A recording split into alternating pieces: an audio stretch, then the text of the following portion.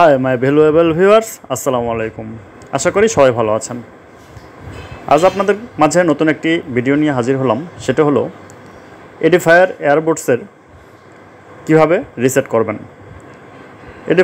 Edifier এয়ারবোর্ডস এটি model number হচ্ছে 3XS মডেলটি।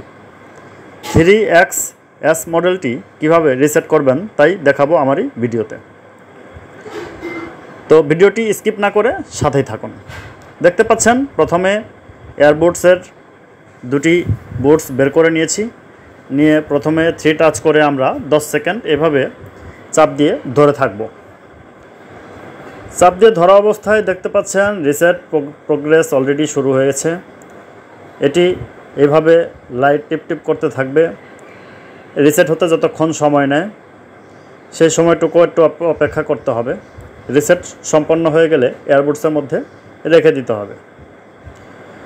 তো এটি খুব সহজেই আপনি রিসেট করে নিতে পারবেন। রিসেট করা অনেকেই ঝামেলা মনে করেন, এটি ঝামেলার কিছু নাই, খুব ইজি একটি প্রসেস।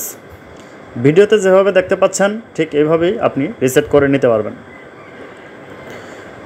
তো সাথে থাকুন সম্পূর্ণ ভিডিওটি দেখার জন্য। অ্যাপ্রক্সিমেট টাইম 1 মিনিটের সম্মত সময় লাগে। 1 মিনিট সময় হয়ে গেলে আপনি বোর্ডসের ভিতরে রেখে দেবেন। রেখে দেওয়ার পরে দেখতে পাচ্ছেন যে এখানে লাইটের কালার চেঞ্জ হয়েছে।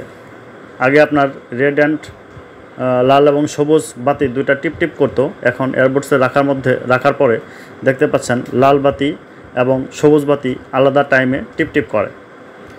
তো এইভাবে আপনি খুব সহজেই এডিফায়ার এয়ারবোর্ডস 3XS মডেলটি আপনি রিসেট করে নিতে পারেন।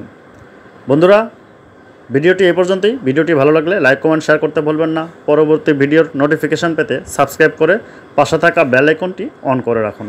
ধন্যবাদ। আসসালামু আলাইকুম।